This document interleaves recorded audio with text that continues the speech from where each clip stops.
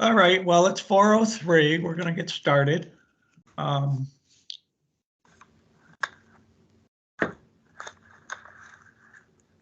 Welcome, everybody, to the ARPA Day Committee meeting for Monday, March 6, 2023. As with all the committee meetings, the meeting of the ARPA Day Transformational Committee are public meetings as defined by the Connecticut Freedom of Information Act and should follow these guidelines. As this public meeting is held virtually, it will be recorded and made available to view on the DDS website. Committee members must make a good faith effort to state their name and title, if applicable, each time they speak during the meeting. If a committee member would like to speak, please raise your hand and one of the co-chairs will acknowledge you. There is no public comment portion to this meeting. Members of the public are able to join, watch, and listen only. All right, we have, it's been a month, but we have the minutes of the 2/6/23 meeting. Is there any questions or concerns with those minutes? Could I have someone make a motion to approve? Amber Carter, Employment and Day Services, DDS. I make a motion to move the minutes as received and read. Second? Beth Fisher, Community Employment Opportunities. I second that. All in favor? Aye. Aye. Any opposed?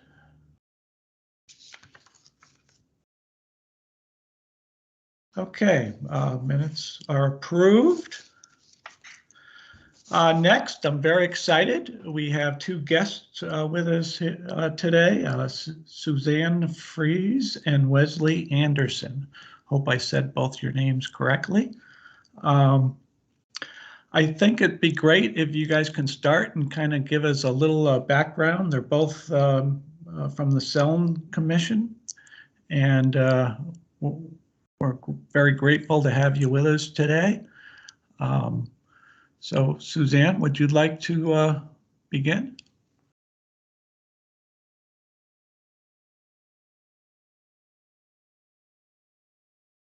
Sorry, and screen sharing, can you still see the PowerPoint file? Yes. Good. So great. Good afternoon. Suzanne Fries with the Institute for Community Inclusion at the University of Massachusetts, Boston. And great to join with your committee. Wes, do you want to go ahead and introduce yourself? Sure. Hello, I'm Wes Anderson. I'm the Director of Employment and Community Services at the National Association of State Directors of Developmental Disability Services, otherwise known as NASDs. And Suzanne and I run the Selm State Employment Leadership Network together. Keith, we're going to go ahead and just dive in. Just dive in. I appreciate it. Okay. So some of you might recognize our logo here with the State Employment Leadership Network. We're a project that's been around since 2006, and we have joined together the ICI and NASDs. And it was, we'll take a couple minutes here just to talk about who we are and how we do what we do.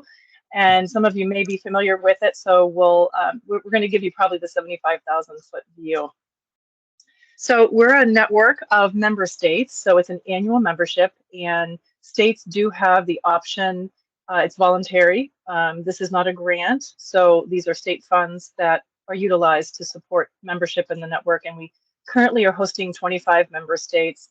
Our membership year runs from July 1 to June 30th, and so we are we're past the halfway point. So we are looking at what sorts of things states are now doing as they come back from the holidays. What systems change priorities are they continuing? And obviously this month, a lot of discussion around what are things going to look like the day after the settings rule, the settings rule deadline. And a little hint, we don't expect it to look a whole lot different than it does today, actually. So a lot of our work is organized around what we call the higher performing framework, which you can see on the screen. And I'll just briefly describe this framework, which was originally designed to reflect research that was done in the early 2000s with state IDD agencies. And over time, we've continued to evolve the framework as the research has evolved and as our projects continue to draw on information from other states. And on the left, you can see out of Catalyst, we put a lot of value on leadership. That's one of our main elements. That's really where you see the value sets, the principles that are supporting what states do related to competitive integrated employment. The middle section is strategy, and these are those types of levers which states can pull, and sometimes we talk about them being dials. So you can make changes to policy, you can edit your financing or your funding methodology, your training in TA, which is really building competencies throughout your system and providing technical assistance to different organizations such as provider networks. Your service innovation are things like your service definitions, also how are services actually implemented, and then that takes us into outcome data, also service data. You're going to see a moment, we'll talk about some service data. And underneath all of this is really your collaboration. These are organizations that are supporting what you do or walking in parallel with you. None of this can happen alone with just the IDD system. So it really has to be an active, collaborative partnership with other organizations that support your mission, vision, and reflect all those cultural aspects of what we're doing to improve employment and also community engagement. And then the hope is that we see an improvement in jobs within the community. So truly community-based jobs, individualized jobs also. And I know that's something we'll talk more about today. Wes, I'm going to pause. Do you want to say anything else about the framework? Just that the idea of the framework is that while you can zoom in on a particular element of it, the power of it is when you look at a system and say holistically, how does my system account for each one of these elements together, and where can my input as a stakeholder really help shore up some of the weaknesses? Because no state, no matter how much they have been working on optimizing their service delivery system, no state has perfected it, and there's no panacea for some of the barriers that we know that you all are kind of grappling with as well. So it wouldn't be the SELN without a couple of data slides. So we're going to talk for a moment about this first graphic. And we use this a lot, and really it started back in the middle of the chart around the year 2004, 2005. And that was the data that really was used as an impetus to develop the State Employment Leadership Network, because we'd seen a plateau and even a decline. So around the middle of the chart, there was a decline in integrated employment outcomes. And at the same time, all the while, you're seeing increases in facility-based work, increases in non-work. So the network really has been one of those places where we spend a lot of time looking at what are the causes. And we're happy to say that really in the last 10 years, we're seeing some increases in integrated employment. Now, again, this is services. So this is pulled directly from our national survey that the ICI hosts. And it's been very reassuring to see finally some improvement as states have really committed to, through employment first initiatives, and continue to build their base of what changes, what to stop doing, what to start doing, that we're seeing some improvement with integrated employment. So Suzanne, if you can go back real quick to that one. Yeah. Suzanne and I always have a slight difference in how we process the glass and how full and half full it is. While the employment data is steadily rising, I want to focus our eyes on the non-work section. There is a theme that we've heard in stakeholder conversations around day programming and other non-work services, particularly non-work day services, that they are kind of being pushed out in terms of the conversation, in terms of access, in terms of resources. And just to show that this that's not really the case. In fact, more and more and more of our resources are still being filtered into non-work services, regardless of whether or not those services end up with better outcomes in terms of community integration, in terms of feeling safe within your community, in terms of financial independence. And so just to keep in mind that when we talk about uh, investments in integrated employment services, there still is quite a ways to go, even when you look at the next slide. Thanks, Suzanne. Mhm. Mhm. Yeah, definitely an area that we're looking at. Also, what's contributing to this increase in these other categories that you're seeing too. So this is another chart we frequently use, and of the reporting states for our national survey, this gives you a depiction of the variation in the percentage of resources that are committed toward employment services or integrated employment services. And you'll see that in this range is from, on the far left, a 4% investment, all the way to, on the far right, an 85% investment.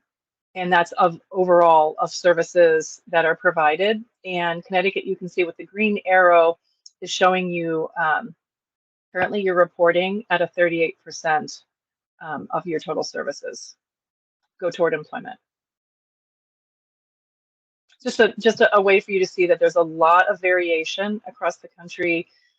Some of these states we have seen improvement over time, some changes, and certainly some states now with some additional funds being committed toward employment. We're hopeful with them that they'll start to see some shift toward the right side of the chart. We'd love to have a very crowded field toward the right in higher numbers. This is another one that we show, and this is a different source. So this is the National Core Indicators data, which for all of these data sets, obviously in the last 3 years, there's been some impact of some of the changes and restrictions that people have experienced. But the National Core Indicator data is as close as we can get to actual outcome data. And we've tried to simplify this into a visual depiction to really show one of the reasons that we, through the SELN, spend a lot of time talking with states about case management or service coordination, and also those areas of your system that may be responsible for individual service plan development, because at the top you'll see what we're showing here, that overall 86% of people, again, these are people that reported, this is pulled from one of the surveys as a part of the National Core Indicators. So 86% are reporting that do not have a job. And from that group, over half of them at 51% would like to have a job. But the real rub comes in when you see that 37% of those folks who say they want a job do not have an employment goal within their individual plan, or as they would report it. And there sometimes is some question from service coordinators that we'll meet with, and they can give lots of reasons why that might be the case. But it still stands that there are questions toward each system on what makes that tough. What does that data really represent? Where is the breakdown happening? And is there truly a pathway toward employment? So we're here today to talk about what's really available as far as being a part of the network. What are those pathways to innovation? What are some of those changes that you're considering within Connecticut? What are you looking at potentially decreasing the use of or reliance on? And what are you looking at increasing? And so we tried to leave a lot of space today to say a little bit about who we are, but then be able to have this conversation with you about what other states are doing, and what questions you have around what this committee specifically is charged with looking at. Wes, anything else you'd say? I'm going to go ahead and stop sharing, and then we can turn to conversation with the group today.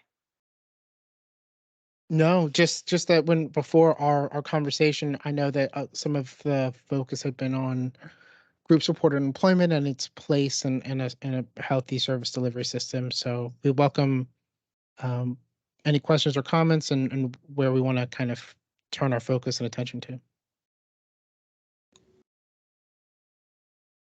And I Beth? saw the question about the data, and we can share, Beth, if there's anything in particular we can pull, and we'll send that, Keith, to you and to distribute to the group. Great, thank you. Appreciate it. Beth Fisher from CUNY Employment Opportunities. Yeah, I was particularly interested in seeing for Connecticut the graph that showed the non-work, the facility-based work, and the integrated work. I guess just kind of some basic questions here, so I'm understanding your data. When you're talking about integrated employment, would that be both group supported employment and independent supported employment? Because, they're both integrated, but they're not both competitive. Mm-hmm. Yeah, we'd have to look at how DDS is reporting that. So that's the survey data that's reported to us. And we can look, and what we have found, Beth, was sort of interesting.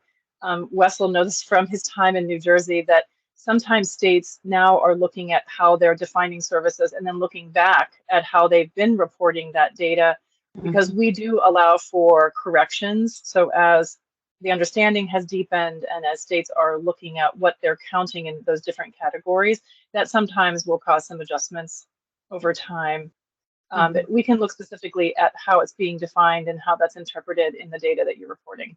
Yeah, I think that would be helpful. And then also with the slide about the number of people who don't have a job, want a job, and have a goal, I guess it's kind of the same question. Is GSE considered a job? Because it is paid work, it is in a community setting, it is integrated, but it's, not an independent competitive placement. So Correct. And something interesting about that is you'll rarely find in our conversations, we've rarely found individuals asking for a service, right? When we're talking about them wanting employment goals, they're not. We're not saying I want group supported employment. I want individualized supported employment. It's I want a job, and then it's really up to the service system to be responsible on how it manages that request and that desire, and how we filter individuals past that point of interest. yeah, I mean, that makes sense. Although I would tell you that individuals in our group supported employment would tell you they have a job. So yeah, so I think it's just trying to understand. That question is not whether or not group support employment is a job. The question that this data is referring to is when people are saying they want a job, what are they asking for? Are they asking for a specific service, or are they asking for a job? So it could be any kind of job. So it could be any. So it could be any kind of job. All right, that helps clarify it. Okay.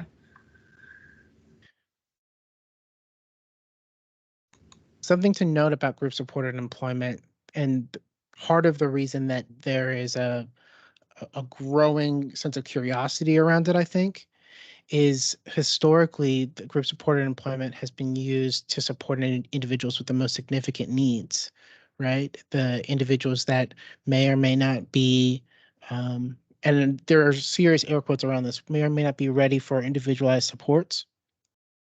But it's curious that the ratios for that are not as good as individualized supported employment, right? Like the number of individuals providing support to the number of individuals receiving support is slightly skewed. And you would think that if you needed more intense support, you would have a closer 1-to-1 ratio.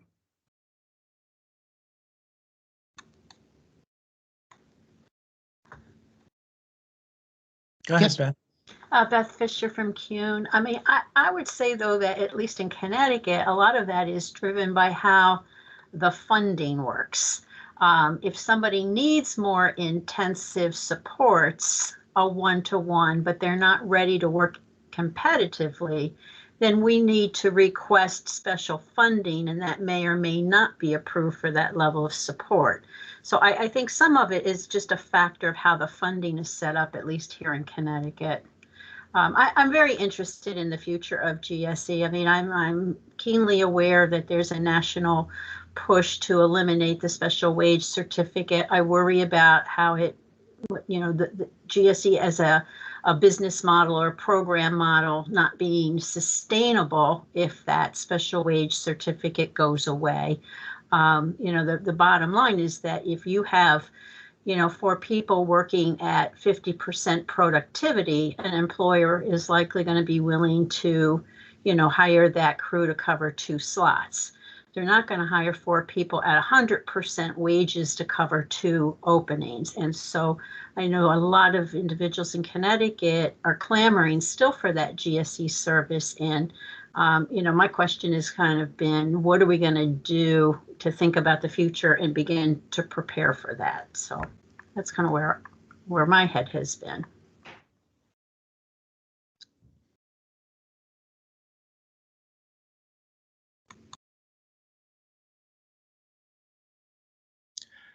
Are there any other states out there that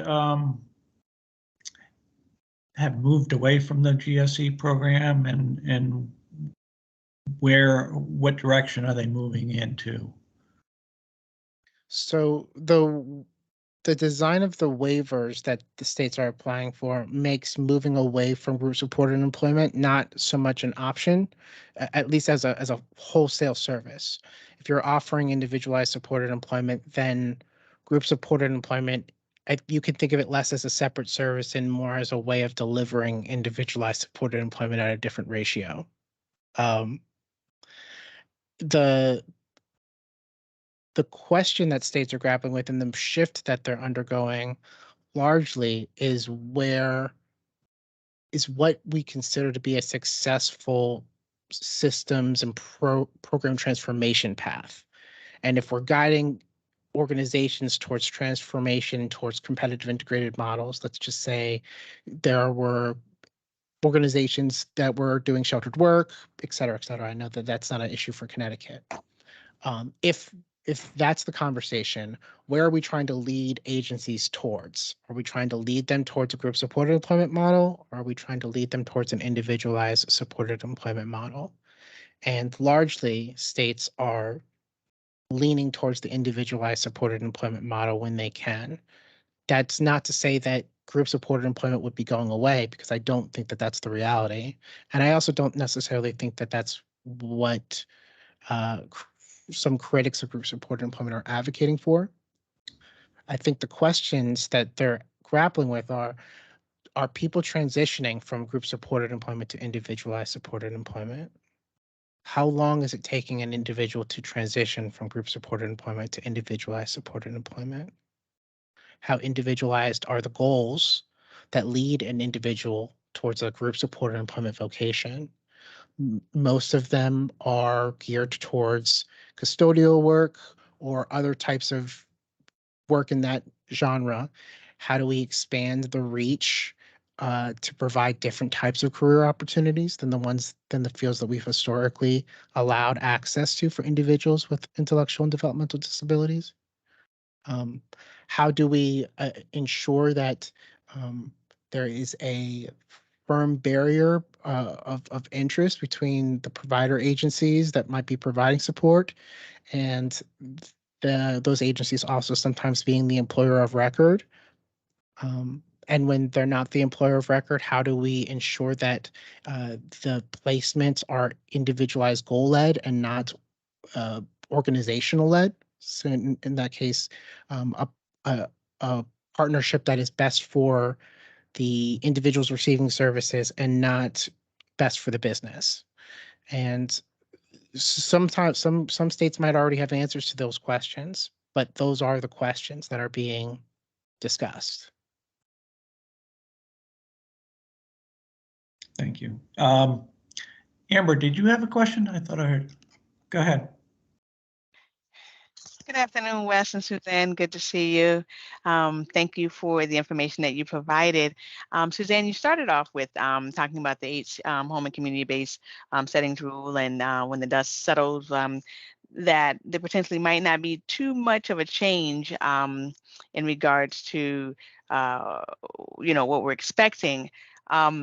But my question is, how, based on HCBS settings rule and what we're seeing around encouraging transformation through ARPA and funding and things of that nature, how do you see the HCBS settings rule playing a part in supporting some of the changes that you mentioned today around GSE and around group-supported employment and trying to help providers or services move away, or, you know, as you mentioned, you know, a lot of providers are no longer, you know, doing the sheltered workshop piece, and where are we trying to guide them? How do you see all of this playing in the big picture and helping to make pathways and make more pipelines for individuals who are really seeking competitive integrated employment?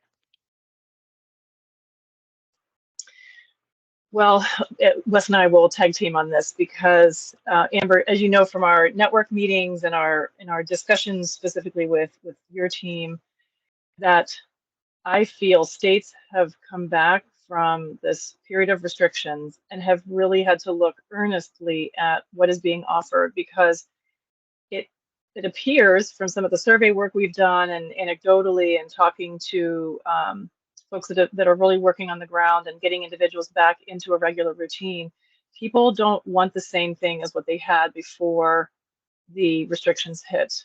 More people are looking at, hey, I could do something different, whether that's a residential option or what they do during the day or what time of day they work. And I really think it's still, we're very much still as a system in a place of upheaval where, yes, there's an influx of resources through some of these different sources for funding, some creativity, but you also have to look toward the how are we going to do this in the long term. And I think the planning part of it, it is tough to do all this simultaneously. You know, when I showed the framework that and when Wes was talking also, we really say you can't turn any of those dials without thinking about the impact on the other dials. So if you're going to make changes to your funding methodology because you want to use a different unit type or unit size, you can't avoid or ignore thinking about, you know, what's the impact on your relationship with voc rehab, or what's someone going to experience when they're going through approaching another system for services, or what are families going to experience coming out of the K through 12 world, or even post-secondary education. So I think, Amber, maybe the long and short of it is states are really at a point of considering what really needs to be offered, what is possible, and what can we sustain differently now than any time in the last 10 years. And sometimes you'll hear the folks, there's a saying, sometimes you feel a day or a day within a week, and sometimes you feel like you're living years within a week. Like right now, I think we are going through so much reconsideration of what we've been funding and why. And even with the pressures of some changes federally, or having a federal rule or requirements impacting states, as we've looked at the corrective action plans and we've looked at what states have been communicating that how to phase this out, it's obvious how long the turning of these dials really can take and how thoughtful that states really have to be. And I think it's a great thing that families are being more open about their feedback in new ways than probably ever, because they're not willing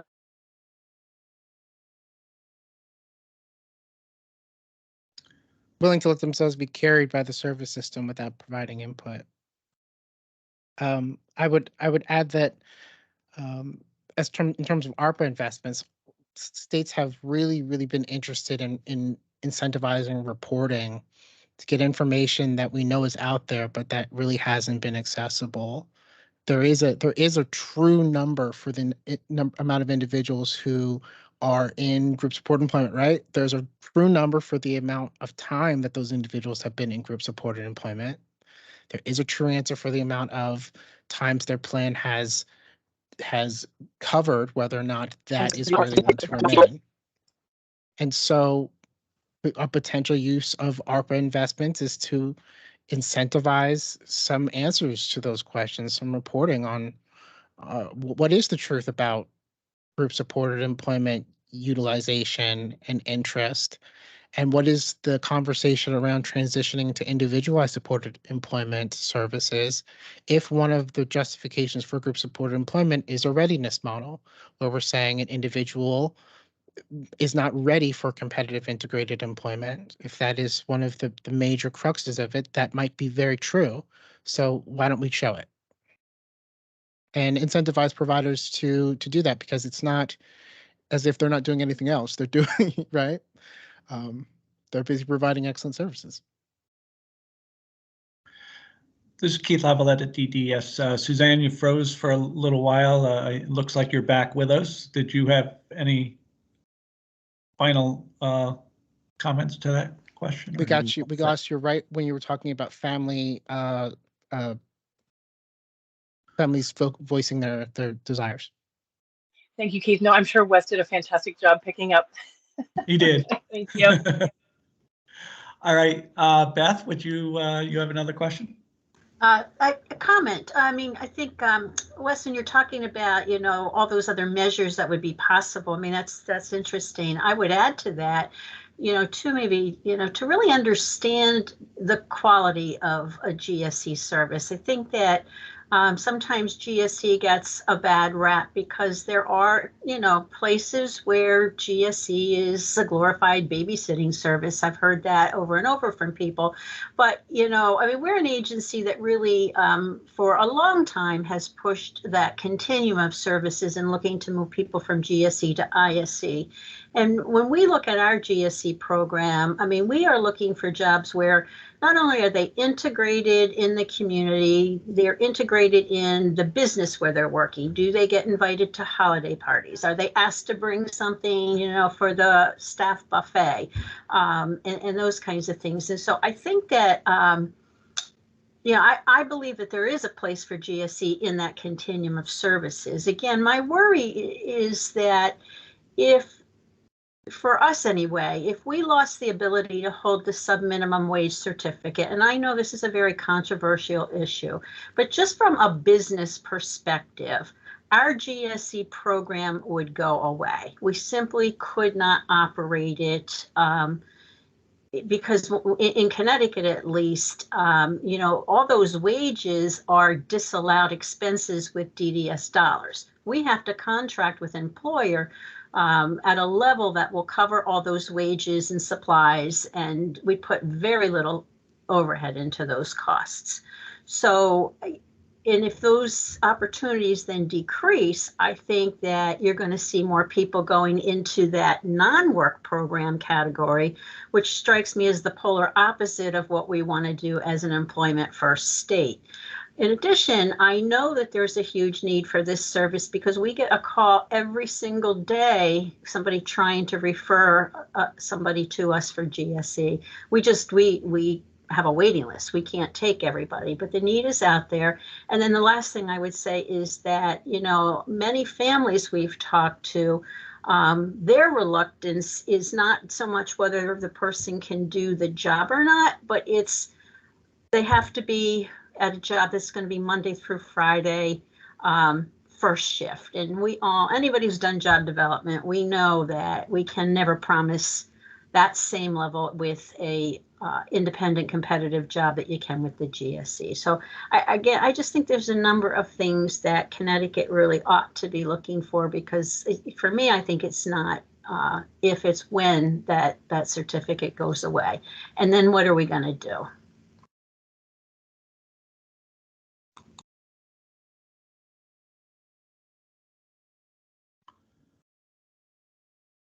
This is Keith Lavalette at DDS. I'm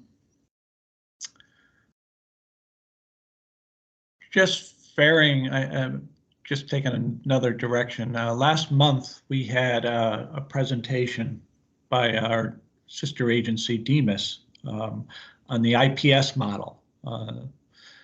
And I found that to be very interesting, but Connecticut doesn't do it for its IDD population.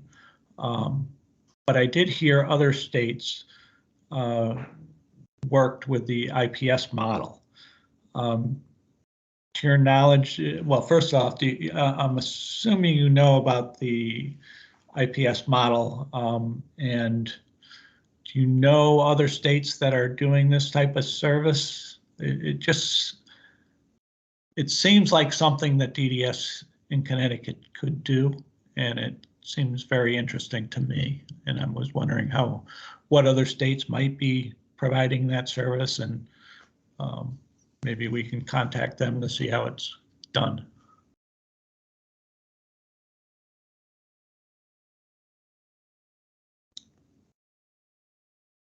Michigan comes to mind off the top of my head as far as a state that has made investments in IPS, but I just want to be very clear. Similar to customized employment, which is a conversation that you might have heard, similar to customized employment, it is a model of the larger supported employment, and that it just happens to be used by mental health instead of vocational rehabilitation. And so when you're talking about investing in a model, I always try to caution states to really look at the elements of that model, similar to the higher performing framework, and ask, are you trying to buy the model or are you trying to buy a car? And how much of that model do you need to own as a brand rather than taking the best practices from said model and integrating it into your existing system? An example for both of them would be a focus on discovery and having meaningful conversations early on into the process and incentivizing that conversation and allowing room and breathing space for that conversation. And any system can do that, whether they call it IPS or customized employment or supported employment. But Keith, I think it's really wise to look at not just at other states, but at where other types of employment services place their focus on in terms of a model and how you can take what you like and leave what you don't. Right. Thank you. Anybody have any other questions? Beth? Beth Fisher from Kuhn. Sorry, guys, but I am the only provider on the call, so I think that's why I have all the questions. So we do a lot of work with DEMIS and the IPS model at our agency, and I think I agree that there are components in there that we can be using now, and we certainly are in our agency. And the discovery, it's, some of the job development techniques and all of that. I think, though, that what makes it work so well in Connecticut is that there's so much more flexibility in the funding and how providers are paid through DEMIS for those services than in the DDS system. And I know I've raised this in this group before, but it is true, it's real, it's the bottom line is that, we have a bucket of money that we can provide support to X number of individuals to get, competitive jobs, and outcomes are great because we have a lot more flexibility than we do with the DDS funding. So this is Wesley. That's a really good point. And other states, towards that flexibility model, I asked during our last call whether or not we would describe Connecticut's system as 1 meal per day or as a la carte, where you can choose different things to fill up your day. And if you would describe your state as 1 meal per day, there are states that have gone more to a buffet style model in order to make it so that an individual isn't choosing between a day support, like a day program, and employment supports wholesale, because we know it's very difficult for the journey to find a job to take up your entire day, right? And as we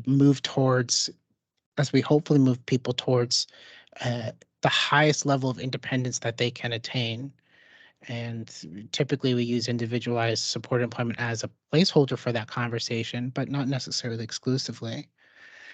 As we move people towards the highest level of independence that they can attain, we don't want the biggest barrier to be what we as a system are willing to allow them to explore.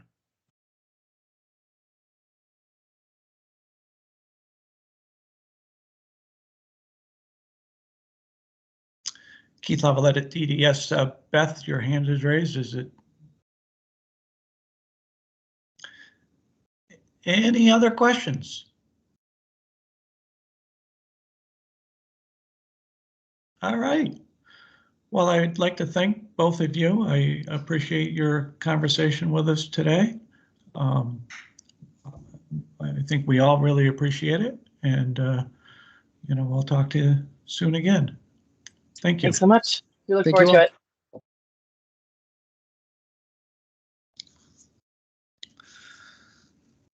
All right. Next on the agenda, we have Maura Fitzgerald from McDowell. And I believe she's on, correct? Yes, I see her. Hi, Maura. Hi, hello, I'm here. I want to apologize in advance. I have a deaf dog in the house who is growling at me. So if you hear strange noises in the background, it's my dog. I'm Maura Fitzgerald. I work at McDowell Communications Group, and I'm not sure if I've introduced myself and spoken to this group before. I believe it might have been my colleague Becca Brockway who spoke with you last time, but it also could have been me. So I think it was you. Okay, great. Well, it's wonderful to see everyone again then. So I'm just here to give you kind of a brief update on what we're doing on the communications side of the house.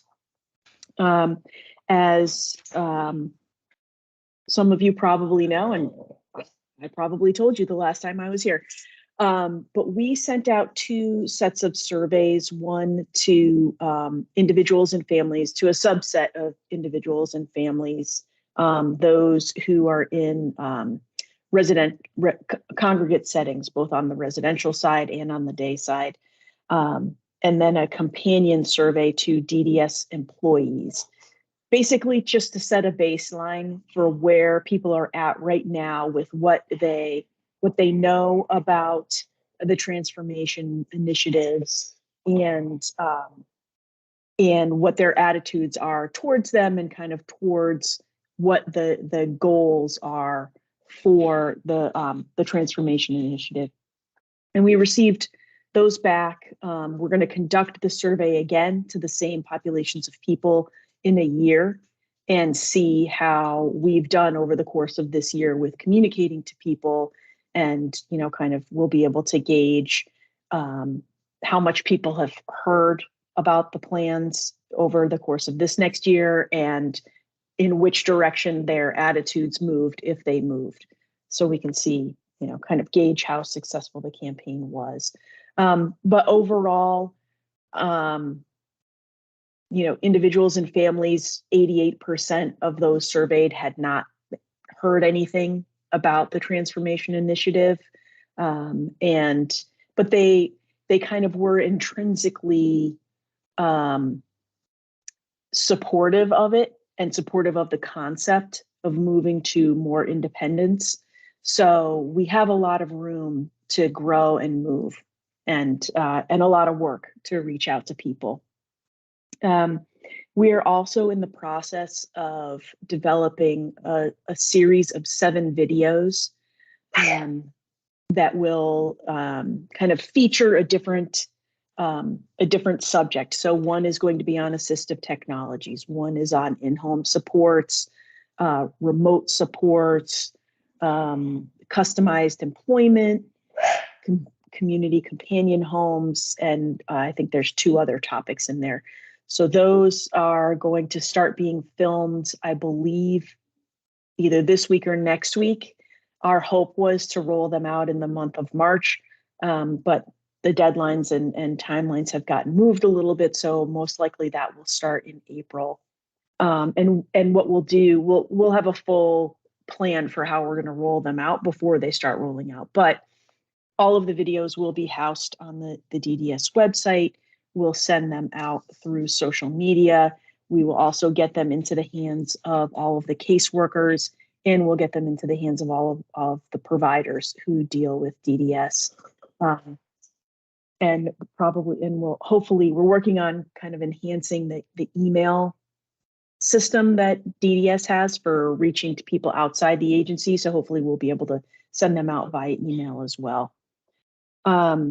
We are also working on a newsletter. We're going to be doing a bi-monthly newsletter. The first one is at the printers right now. It will be mailed out to all of the individuals and guardians who are supported by DDS. And then it will also be sent out via email to the DDS staff, to providers, and to other stakeholders that DDS deals with. It's available. We're mailing it out in English, but it has a QR code on it with a line in Spanish that says if you would prefer to read this in Spanish, click on the QR code. And we have translated the newsletter into Spanish, and that is available on the DDS website. So it will take people directly to the newsletter in Spanish on the DDS website. And then the final thing that I wanted to talk about in terms of the newsletter, and this is kind of more broadly, the big thing that's being announced in this first newsletter is just kind of like a getting to know you newsletter, because so few individuals and families have heard of the transformation plan and the sort of thing. This is kind of an introductory newsletter.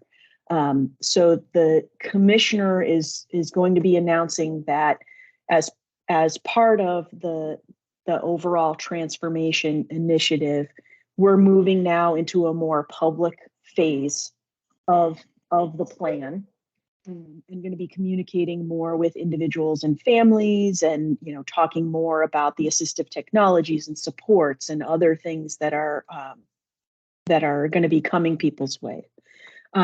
So a lot of feedback that we got from the surveys that we did, and also from talking with other people, was that people didn't really connect with the moving on plan. They didn't really understand what that meant. What are we moving on from? I thought that group homes were going to continue to be a part of this. Are you moving on from group homes? So we felt that as we're moving into this new phase, and that this also, because this is going to outlive the ARPA funding that's getting this off the ground, that this should have its own name. So we're going to be calling this STEP, and I will show you this. I'll explain it, but so you can see. So STEP stands for Supporting Transformation to Empower People. So I really felt that this kind of represents the bedrock of what the DDS system is going to be. It kind of encompasses their mission and values and goals of moving people into more independent settings for themselves. It encompasses the assistive technologies and supports and other services that are going to be helping individuals transition to more independence. And it also, as I said, is going to outlive the current ARPA funding.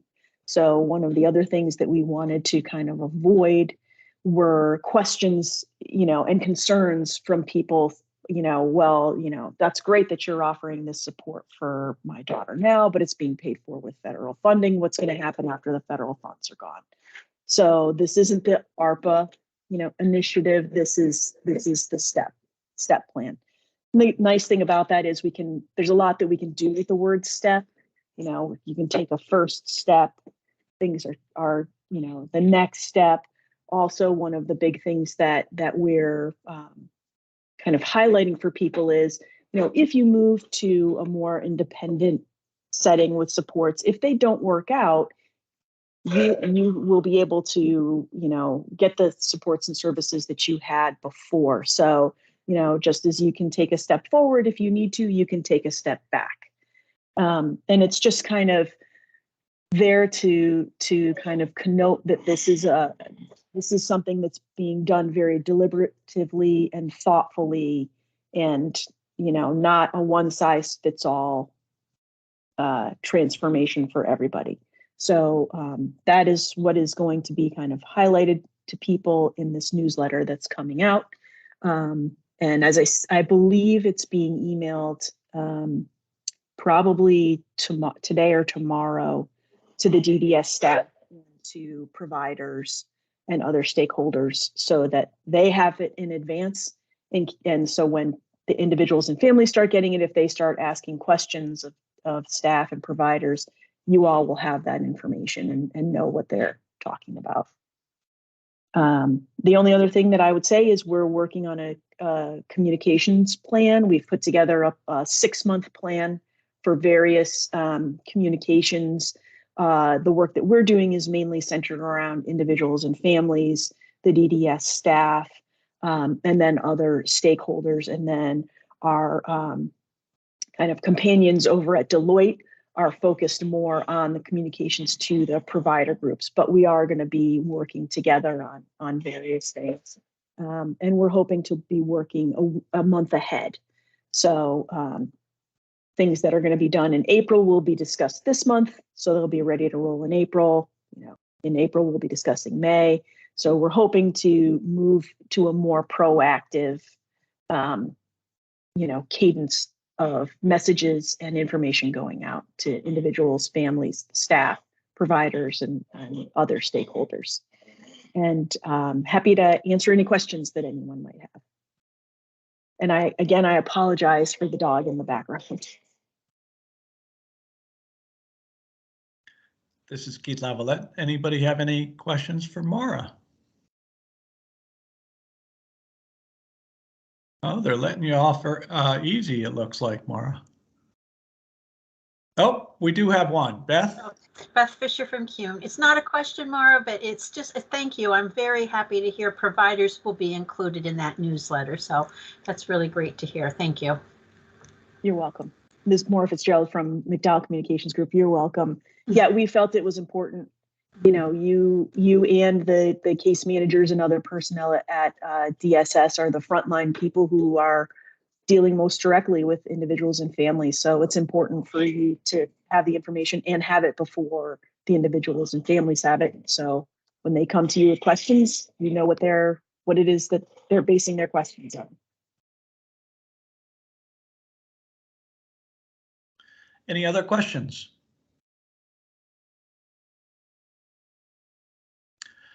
All right, Maura, thank you. All right, this is Keith Lavalette, DDS. We have other questions and concerns and topics. I just would like to go over a few updates with this group. DES is in the process of revising its Appendix K. And what that is basically our approval process through CMS for the ARPA funds.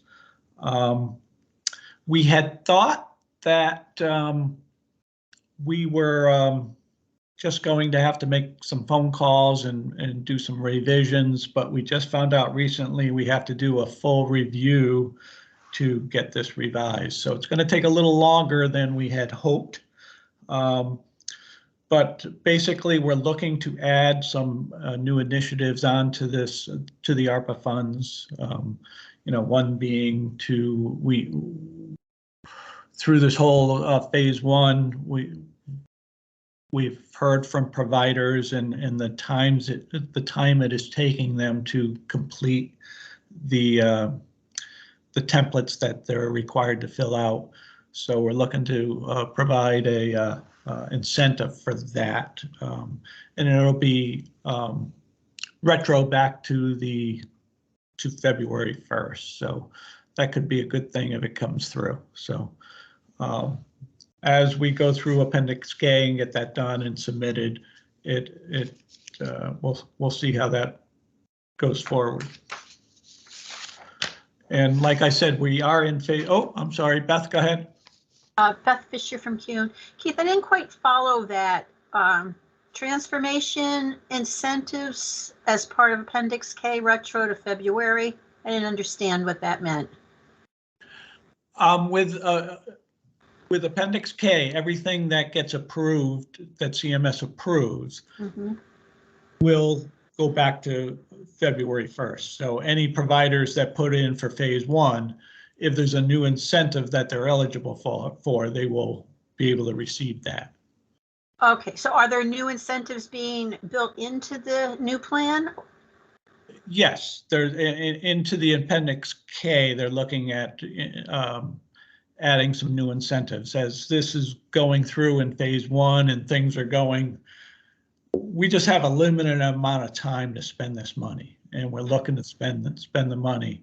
So, and then listening to everybody going through phase 1, we're hearing things that are either we didn't think about fully or so we're looking at adding some things. And one of them that I know about is, to complete the plan and to complete and have an approved plan, you would get an incentive, additional incentive. Yeah, thank you. That was going to be my next question is what were some of the new incentives? So, okay. Yeah, I don't have that information yet. And it, until CMS goes through it and approves it, it's not, that could change. So I just wanted to put it out there that they are putting in a revision to Appendix K. Okay, thanks. And like I said, we're moving through phase 1. We're expecting some submissions this week. We are hearing from the regions that people are moving through the process, so we're hopeful. And that will help us too to find out what providers are thinking about when they're putting these plans in and the transformation thought process that the providers are going through would be helpful to us moving forward. The website for the self-determination was supposed to be available on March 1st, but when it went up, there were some technical issues with that. So they are looking to resolve those issues and hopefully that'll be up and running ASAP. There are some assistive technology grants out there.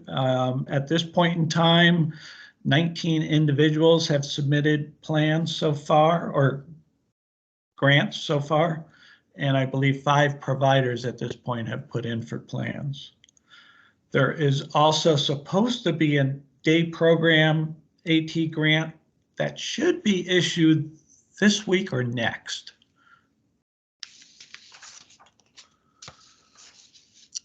And then there is a non-project-based notice of opportunity for supportive housing. And the due date is next week for that. And a number of providers I believe, are putting in submissions for that NOO too. Beth, your hand is raised. Do you have another question? Okay. And that's about it for my updates. Does anybody have any other concerns or topics going forward?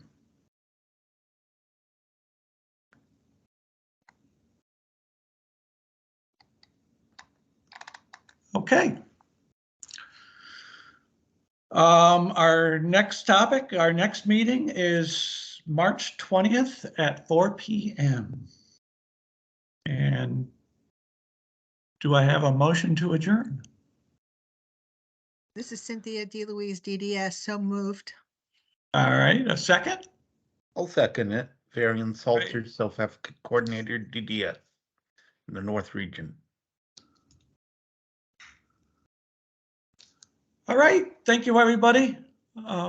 Appreciate you all attending today. Thank you. Thank you. Thank you.